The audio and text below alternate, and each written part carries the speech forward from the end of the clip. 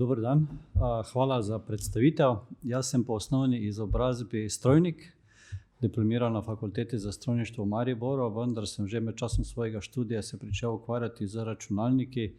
Imel sem priložnost nekaj časa delati tudi v Veliki Britaniji, kjer sem leta 90 zgradil verjetno prvi paralelni računalnik v Veliki Britaniji z 48 transputerjev. To se pravi, za seboj imam približno 30-letne izkušnje na področju paralelnega procesiranja podatkov, uporabe superračunalnikov in danes v okviru svojega predavanja vam bom predstavil izgradnjo Nacionalnega superračunalniškega centra Slovenije, katerega jaz vodim kot vodja projekta in želim vam dejansko tudi predstaviti, kako lahko slovenski raziskovalci to infrastrukturo uporabljajo. Malo bom nadgradil odprto znanost, to se pravi, odprta znanost niso samo objave, podatki in viri, ampak je tudi javna, odprto dostopna raziskovalna infrastruktura. In za razliko od tega, kar bomo večino danes slišali, bom jaz svoje predavanje namenil temu, kako naj bi v prihodnje v Republiki Sloveniji do takšne infrastrukture dostopali, pri čemer je ravno izgradnja Nacionalnega superračunalniškega centra najlepši vzor, kako lahko to primerno naredimo. HPC River je projekt, ki poteka, te okrajšave pomenijo High Performance Computing, to se pravi visoko zmogljivo računanje. River pa je okrajšava za raziskovalna infrastruktura vzhodne regije, ker za to izkoriščamo kohezijska sredstva. Koncem leta 2018 smo podpisali pogodbo z Ministrstvom za izobraževanje, znanost in šport v višini 20 milijonov evrov za nalogo, da do konca marca leta 2021 izgradimo Nacionalni superračunalniški center z primernimi zmogljivostmi. Osnovni cilji projekta so, da seveda nadgradimo superračunalniške zmogljivosti Republike Slovenije, ki so v tem trenutku dokaj borne, da vzpostavimo podatkovno skladišče za slovensko raziskovalno inovacijsko dejavnost, kar bomo dejansko v okviru projekta tudi sistematizirali.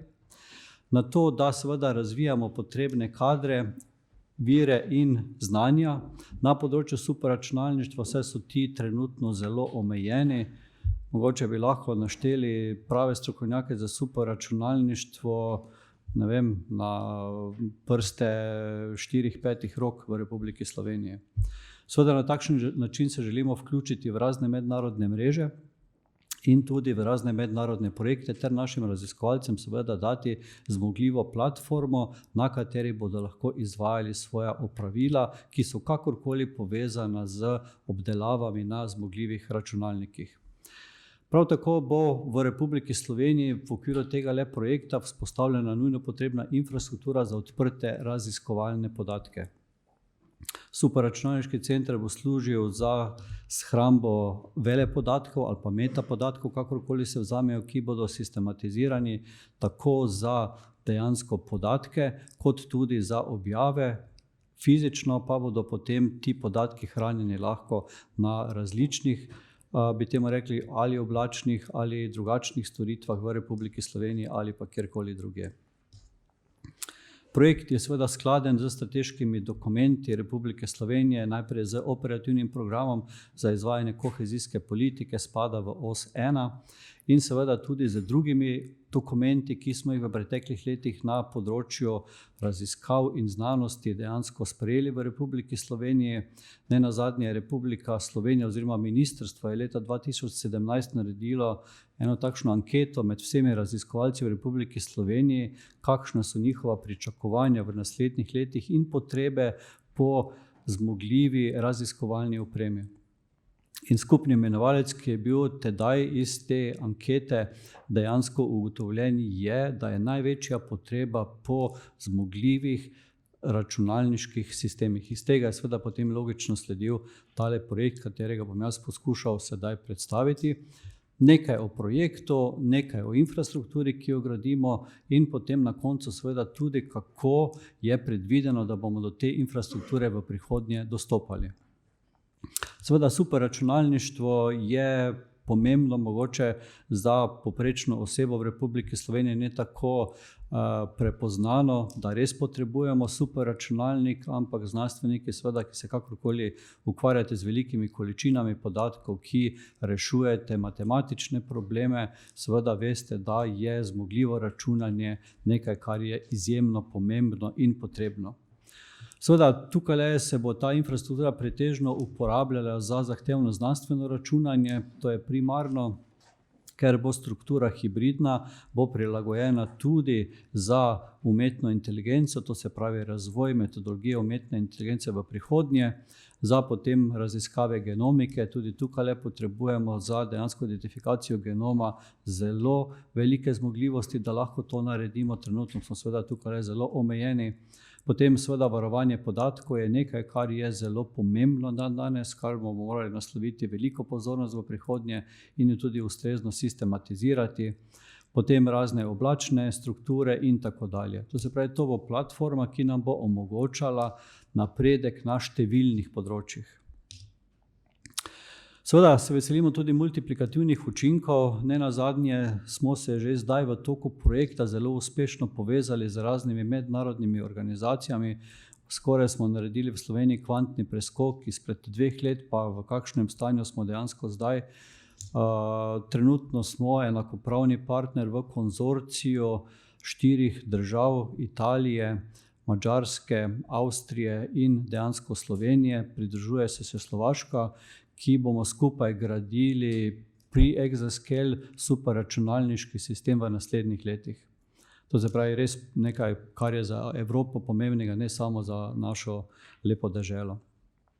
Seveda, to je tehnologija, ki jo trenutno uporablja manjši obseg raziskovalcev, še posebej raziskovalcev v podjetjih, ker te tehnologije še niti ne znajo pravilno uporabljati ali pa jo umestiti v svoje razvojne procese.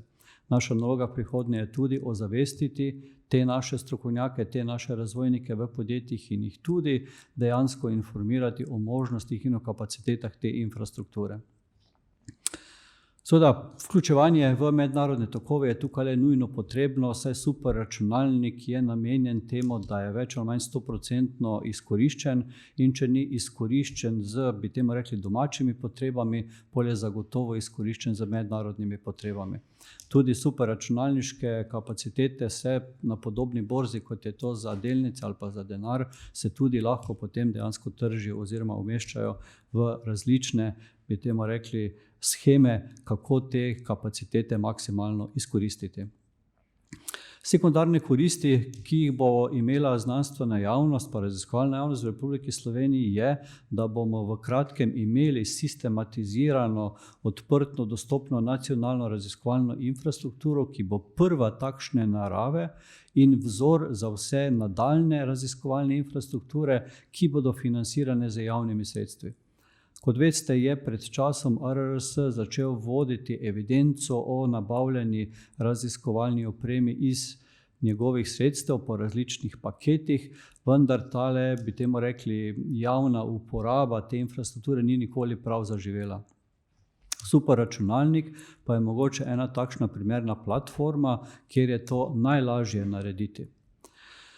Kaj bomo vsi imeli tudi od tega je, da bomo pohitrili nacionalno omrežno povezavo, bistveno pohitrili našo omrežno hrbtenico. Že v tem letu ARNAS pripravlja bistvene nadgradnje iz 10 do 20 gigabitov na nekaj 100 gigabitov zmogljivosti povezav, kar bomo vsi poprečni državljani tudi čutili, ker naš internet bo enostavno seveda bistveno hitrejši. Če bomo imeli vstopne točke tudi dovolj hitre in nenazadnje bomo tudi bistveno povečali našo povezavo z mednarodnim okoljem na približno 2 terabita na sekundo, kar je primerljivo z razvitimi industrijskimi deželami. V okviru projekta, kot bom kasneje nakazal, smo vzpostavili tudi en prototipni superračunalnik, na katerem lahko brez problemov razvijamo različne rešitve. Tudi če gre kaj narobe, se takšen superračunalnik prototipni lahko zlahka rekonfigurira in na novo poskusi. Ta platforma je namenjena kot podporo stabilnim rešitvam, ki seveda bodo inštalirane na centralnem zmogljivem sistemu. Tukaj bomo tudi izobrazili kar nekaj kadra. Predvidevamo, da bomo v prihodnje tudi vpeljali različne študijske programe na naših univerzah, ki bodo zadovoljevali potrebe po kadrih, ki znajo za takšno opremo tako upravljati, kot jo tudi uporabljati pri raziskovalnem delu. In seveda želimo si povečanja družbenega zavedanja o pomenu in potrebi superračunalništva. Tale projekt izvaja konzorcij 3 partnerjev, in sicer Univerza v Mariboru kot vodilni partner in koordinator, potem Institut informacijskih znanosti, ki je nosilec infrastrukture, kamor bo umeščen velik računalniški sistem, in potem kot partner še Fakulteta za informacijske študije iz Novega mesta. Vsak od teh partnerjev ima konzorcij, kot vidite, so vsi partnerji iz vzhodne regije, to je pač pogoj takšnega kohezijskega projekta. In v okviru teh projektnih aktivnosti imamo svoje naloge, ki jih seveda že eno leto vestno izpolnjujemo. Seveda tega projekta ne izvajamo sami, ampak v povezavi z Slovenskim nacionalnim superračunalniškim omrežjem, katerega smo ustanovili namenoma leta 2018 in v katerega so povezani vsi deležniki v Republiki Sloveniji, tako javni kot zasebni, ki so kakorkoli povezani z področjem superračunalništva. Seveda to je nujno potrebno, da smo uskladili naše potrebe, naše specifikacije, naše možnosti tudi pri raziskavah trga, da smo lahko potem pripravili smiselni projekt. Takšno Slovensko nacionalno superračunalniško omrežje ima seveda svoje organe, svoj strokovni odbor, svojo koordinacijo, in konzorcij projekta je z Slingom podpisal pogodbo v letu 2018 za sodelovanje, predvsem pri določanju tehničnih specifikacij opreme, pri izobraževanju in pri drugih projektnih aktivnostih. Vzpostavili smo tudi mrežo partnerjev, HPC partnerjev, podpisali pogodbe z javnimi raziskovalnimi organizacijami Republike Slovenije, ki seveda imajo izkušnje, znanja ali pa potrebe na področju superračunalništva. Zdaj v okviru projekta nameravamo vzpostaviti 2 sistema, pa rečemo 3 sisteme, in sicer poleg omenjenega prototipnega superračunalnika na Univerzi v Mariboru, ki je namenjen za razvojne aktivnosti, centralni superračunalniški sistem na Izumu, ki bo dejansko primarni nacionalni superračunalnik. Na Fišu pa smo vzpostavili okolje za oddaljeni dostop, kjer bomo dejansko testirali vse povezave v Republiki Sloveniji, da jih bomo dejansko optimirali za uporabo superračunalnika, načeloma iz vseh pomembnih lokacij v naši deželi. Če si malo pogledamo področje superračunalništva, da malo umestimo, kam zdaj bomo mi spadali, sem tukaj le pripravil prosojnico, kjer je prikazanih 10 najzmogljivejših superračunalnikov na svetu ta trenutek. Na tej prosojnici je prvih 5. Kot vidimo, je tukaj le med prvo paterico bitka med kitajskimi superračunalniki in ameriški superračunalniki. Američani trenutno vodijo, vendar se ta slika skozi posamezna leta spreminja. Še pred 2 letoma nazaj so vodili Kitajci, kakorkoli na tem področju se bije neusmiljena bitka, in trenutno tako Američani kot Kitajci gradijo Exascale računalnik, Američani 2, Frontiero in Auroro, v katerega bodo vložili v enega $500 milijonov, v drugega $600 milijonov. Kitajci seveda teh podatkov ne delijo, pridno tiho gradijo svoj Exascale računalnik in nekako pričakujemo, da ga bodo že v tem letu dejansko zagnali in dejansko namenili posameznemu obratovanju. Evrope seveda na tem zemljevidu še ni. Nekako pridemo komaj na 6. vrsti, Piet Steynt v Švici je 6. najzmogljivejši superračunalnik na svetu in SuperMUC v Münchnu je 9. na svetu, zopet potem ostali so v Nemčiji, v Združenih državah Amerike in seveda potem na Japonskem. V Sloveniji seveda je slika malce drugačna, zelo koncentrirana, kot lepo lahko vidite, ne? Trenutno imamo najzmogljivejši superračunalnik v zasebnem podjetju Arctur v Novi Gorici, ki ima zmogljivost približno 340 teraflopov. Potem je večina superračunalnikov v preteklih letih bila instalirana na raziskovalnih institucijah v Ljubljani in potem še eden v Mariboru leta 2013, CoreUM, in oziroma koncem lanskega leta smo zagnali prototipni superračunalnik z zmogljivostjo 244 teraflopov hibridne sestave. Mogoče ste v medijih to zasledili, če ne, če googlate to ime, boste ga našli. Poimenovali smo ga HPC Meister. Primarni superračunalnik bo postavljen v prostorih Instituta za informacijske znanosti v Mariboru. To je takšna lepa stavba, ki je bila dograjena v letu 2015 in v izumu so dejansko v podkletnih prostorih umestili računalniški prostor, s katerim so želeli zadovoljiti svoje potrebe za naslednjih 30 let. Te prostore bomo letos napolnili z računalniško opremo, to se pa je bila priložnost, da lahko superračunalniško opremo umestimo v prostore, ki so že pripravljeni za ta namen. Zakaj nismo svoje zgradbe zgradili, kar bi bilo seveda najbolj racionalno za, bi temu rekli, zagotavljanje optimalnih pogojev superračunalnika? Enostavno zato, ker je naša dežela v tem operativnem programu predvidela, da več Republika Slovenija ne rabi vlagati v infrastrukturo, to se pravi v zgradbe, ampak samo še v vsebino zgradb. To je bila pač ena od omejitev, ki seveda jo bomo poskušali na primeren način v naslednjem operativnem programu rešiti. Kakorkoli, v tej stavbi v Mariboru bo stal superračunalnik. Ta stavba je tudi tako lepo locirana v Mariboru, da če se peljete iz Ljubljane do izuma, ne rabite narediti nobenega ovinka. V nobenem križišču ne rabite skreniti levo ali desno, peljete samo naravnost po avtocesti in pridete ravno do te stavbe. To se pravi, je primerno tudi za fizične oglede. Ta sistem smo poimenovali Vega, vrednost celotne investicije bo 18,5 milijonov evrov, vključno z dodatno pridobljenim 33% sofinanciranjem projekta Euro-HPC Joint Undertaking, ki ga je vzpostavila Evropska komisija. Vanj v tem letu vložila 790 milijonov evrov z namenom, da postavimo nekaj testnih superračunalniških centrov v Evropi, ki bodo testirali tehnologije za izgradnjo exascale superračunalnika, ki ga bomo začeli graditi mogoče leta 2022. Sistem Vega je bil izbran kot eden 5 vzorčnih evropskih superračunalnikov, ki ga sploh še ni. Ampak glede na to, kako smo ga pripravili, je seveda vzbudil interes, zato ker ima določene inovativne rešitve in zaradi tega smo tudi pridobili ta dodatna sredstva, kar pomeni, da smo sedaj lahko zmogljivosti superračunalnika, ki je bil prvotno načrtovan za približno 2 petaflopa, dvignili na pričakovanih 10 petaflopov. To se pravi, njegove zmogljivosti bomo s tem dodatnim denarjem lahko zdaj popeterili.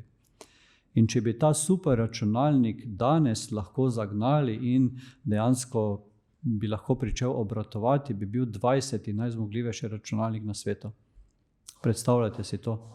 20. v enem letu. Slovenija skoraj iz nič na tem področju, na dejansko seveda zemljevid na svetu glede tega. Kakorkoli že, seveda veselimo se vseh priložnosti, ki bodo tukaj nastali. Ta sistem bo hibriden, pomeni, da bo imel zelo zmogljiva računalniška vozlišča z procesorji, z velikim številom jeder, z veliko količino rama, z velikimi hitrimi diski, kar pomeni, da bo omogočal zelo hitro, zmogljivo znanstveno računanje. Bo pa približno 1/3 sistema dejansko takšna, da bo še podkrepljena z grafičnimi procesnimi enotami, ki so zelo primerne za logične operacije in tudi za razvoj metodologij umetne inteligence. Vi veste, da v Sloveniji imamo UNESCO center za umetno inteligenco. Če ste sledili medijem in seveda zdaj bo takšen center oziroma raziskovalci na tem področju imeli tudi domačo platformo, na kateri bodo lahko te tehnologije razvijali. V Fišu, v Novem mestu, kot smo povedali, vzpostavljamo dejansko opremo za oddaljen dostop.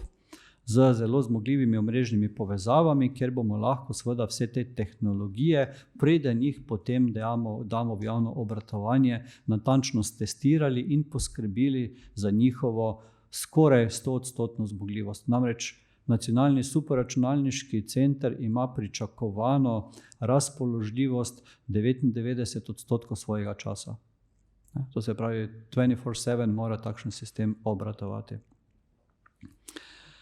Kaj smo pa že zgradili in kaj že deluje, je pa dejansko prototipni superračunalnik Meister, ki je namenjen za razvojne aktivnosti in testiranje raznih strojnih in programskih rešitev.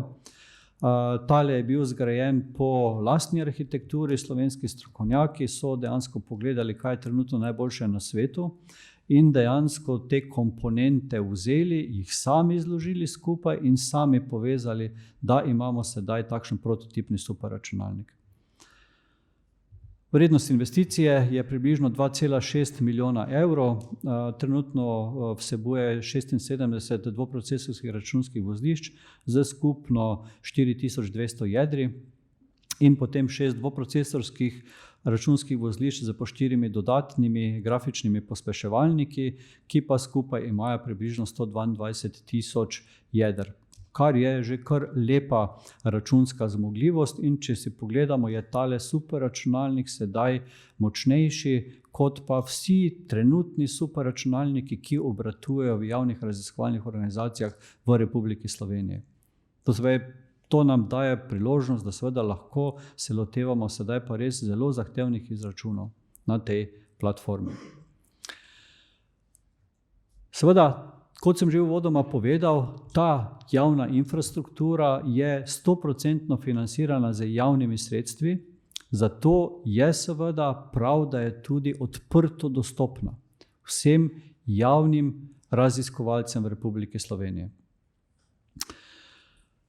Ta oprema seveda bo dostopna po načelih Evropskega čarterja za dostop do raziskovalne infrastrukture, ki dejansko opredeljuje nekaj načinov dostopa. V Republiki Sloveniji bomo dejansko prevzeli 2 načina dostopa in to je dejansko Excellence Driven Approach za javno financirane raziskave, to se pravi, kjer je karkoli javna raziskava, javno financiran projekt, spada pod tale, bi temu rekli, pristop.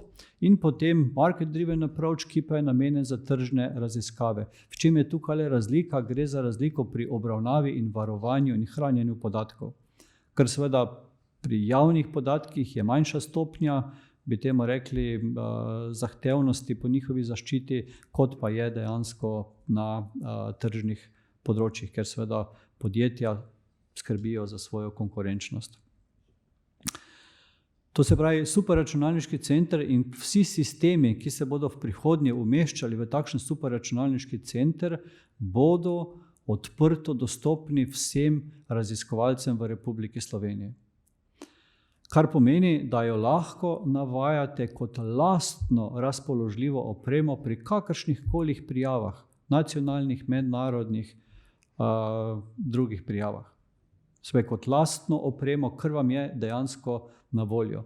Seveda, če to opremo uporabljate pri svojih raziskavah, potem je tudi zahtevano ali pričakovano, da uporabo te opreme tudi ustrezno navedete pri zahvalah v okviru vaših publikacij. In ta oprema je za raziskovalce v javnih raziskovalnih organizacijah brezplačna. Dokler bo seveda ministrstvo oziroma vlada ali pa Republika Slovenija 100% financirala dejavnost delovanja nacionalnega superračunalniškega centra. Pogovori so, da bo to dejansko potekalo. Samo tako informacijo, če si zamislite, da bodo obratovalni stroški tega velikega sistema Vega tam okvirno 1 milijon evrov na leto, potem veste, da je to dejansko kar precejšnji zalogaj za Republiko Slovenijo. Ampak če smo se odločili, da gremo po tej poti, potem je treba to tudi prevzeti. Seveda, namen nas, vodij projektov, je, da dosežemo z Republiko Slovenijo in z ministrstvom takšen dogovor, da bo ta oprema cel čas brezplačno na voljo za raziskovalce. Kar je seveda bistvena prednost in bistvena sprememba glede na to, kako smo z opremo ravnali v prihodnje. Seveda, do opreme bodo imeli možnost dostopati tudi zasebniki, vendar zgolj v omejenem obsegu in z plačilom tržne vrednosti.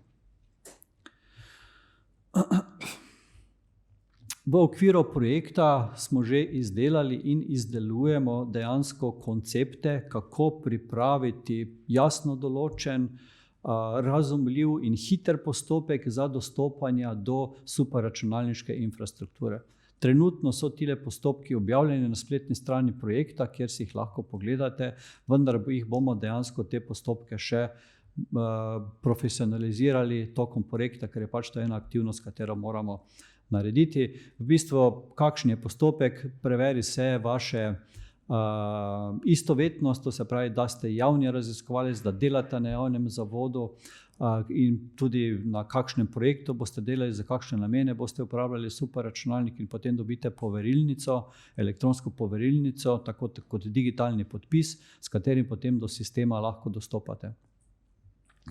Če imate specifične zahteve, kar nekateri uporabniki imajo, je potem seveda potrebno stopiti v kontakt z skrbniki sistema, ki vam lahko pomagajo ali pri instalaciji vaših programov na superračunalnik ali pa pri pomoči, kako oblikovati tako imenovane singularity containers, to se pravi, to so takšne, kako se naj izrazim, platforme, v katere lahko zapakirate svoja opravila in jih potem pošljete na superračunalnik, kjer se sprocesirajo in potem lahko dejansko tudi te rezultate pogledate. Seveda sistem je na voljo tudi za interaktivno uporabo ali pa za polinteraktivno uporabo. To je nekaj, kar smo že zdaj testirali v sodelovanju z Kemijskim institutom. Če veste, lani poleti so instalirali Cryo elektronski mikroskop, ki producira slike, ki zajemajo velike količine podatkov, terabajtov, in te slike je treba seveda potem obdelati. To pa ne gre avtomatizirano, ampak morajo dejansko raziskovalci vsake toliko časa vpogledati v proces, da vidijo, če se to slike na primeren način dejansko potem obdelujejo. To se pravi, tudi to je takšen možen način, ni to običajno za delo superračunalnika, ampak mi smo vzpostavili protokole, da seveda lahko tudi na takšen način potem se dostopa do tega sistema. Pri tem želimo sistem oblikovati na takšen način, da bo seveda zadovoljeval čim več vaših potreb raziskovalcev. In seveda tukaj bomo veseli vaših pobud, idej, vprašanj v tej fazi razvoja projekta, ker v tej fazi to najlažje naredimo.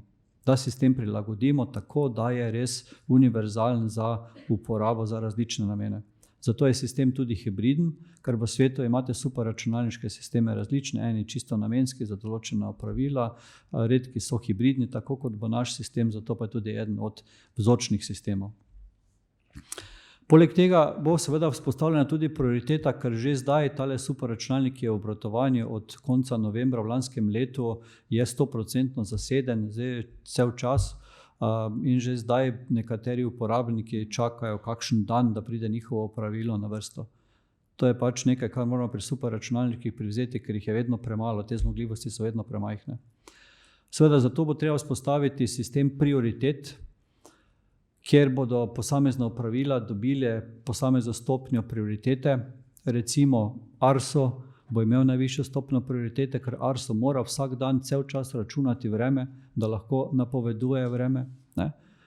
Recimo neka manjša opravila bodo dobila malo nižjo stopnjo prioritete in bosta prišla na vrsto tedaj, ko bo dejansko kakšna kapaciteta prosta.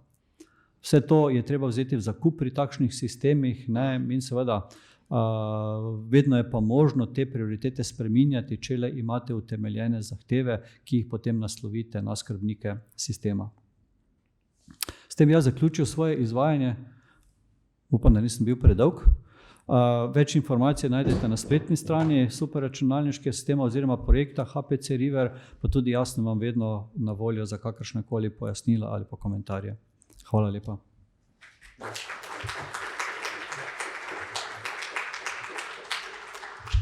Hvala lepa. Če morda kakšno kratko vprašanje za profesorja Arena?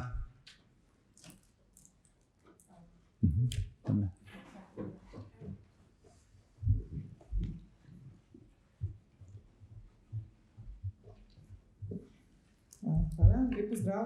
Moje ime je Irena Vipavec-Barvar in prihajam iz arhiva družboslovnih podatkov na Fakulteti za družbene vede. Jaz bi v bistvu imela eno vprašanje z vidika raziskovalcev, s katerimi se mi srečujemo, ki zbirajo pač veliko število, recimo so neki intervjuji, transkripti, audio zapisi, pa me zanima zdaj v tej luči, ki ste omenili, da bi vsak raziskovalec načeloma lahko imel, kot razumem, neko tiskovno polje, neko mesto, kjer bi lahko v času projekta hranil in izvajal neke operacije. To razumemo v pravi obliki ali gre za pač neko modeliranje in potem mesta? Razumete prav, v širšem kontekstu projekta se bo vzpostavila dejansko sistematična platforma, ki bo to omogočala. Zdaj pa, ker so te kapacitete zelo hitro rastejo, v okviru projekta bomo vzpostavili podatkovno polje približno 30 do 35 petabajtov, ki je v tem trenutku bi bilo dovolj za shranjevanje celotne znanosti Republike Slovenije, ampak čim imaš takšen računski stroj, se seveda ti podatki generirajo. V Republiki Sloveniji gremo tudi v projekte pametnih mest, kjer bomo dejansko zajemali velike količine podatkov, jih objemali, zajemali, hranili, obdelovali ali kakorkoli. Kaj bo v okviru projekta narejeno? To se pravi platforma, ki bo sistematično omogočala hranjenje raziskovalnih podatkov, kakršnihkoli oblik in tudi hranjenje metapodatkov. Na superračunalniškem sistemu se bodo hranili metapodatki, ne pa nujno raziskovalni podatki. To je še vedno povezan projekt z Arnesom, ker Arnes bo tudi zgradil v tem letu, pa prihodnjem letu, pa prihodnjih letih svoje podatkovno skladišče, ampak trudimo se, da bi dejansko z nadgradnjo teh omrežnih kapacitet naredili zopet oblačno storitev, ki pa bo seveda transparentna in na voljo vsem raziskovalcem. Za posamezne projekte in za posamezna opravila pa zagotovo se potem določijo diskovni prostori na superračunalniškem sistemu, ker pa lahko se naložijo velike količine podatkov in se tudi lahko potem tudi procesirajo. Ena posebnost je tudi, katero smo naredili z ozirom na Atlas projekt trkalnika v CERN-u, kjer naši raziskovalci, naši fiziki sodelujejo. Tam se pri eksperimentih producirajo izjemne količine podatkov, kateri se pa potem na superračunalnikih večinoma primerjajo med seboj, da se vidijo posamezni vzorci. In seveda nima smisla te velike količine podatkov, tukaj govorimo o več terabajtih, kopirati na lokalni računalnik, da se potem nekaj primerja, potem se pa zbrisati. Zato je sistem dejansko narediti tako, da je vsako računsko vozlišče povezano z omrežjem. In vsako računsko vozlišče lahko potem iz oddaljene lokacije zajema podatke, takrat, ko jih potrebuje. To bo tudi nekaj, kar je potem zelo primerno za distribuirano hranjenje podatkov v Republiki Sloveniji. Ker lahko potem vsako vozlišče posamezno, brez da bi šlo skozi centralnega, te podatke zajema.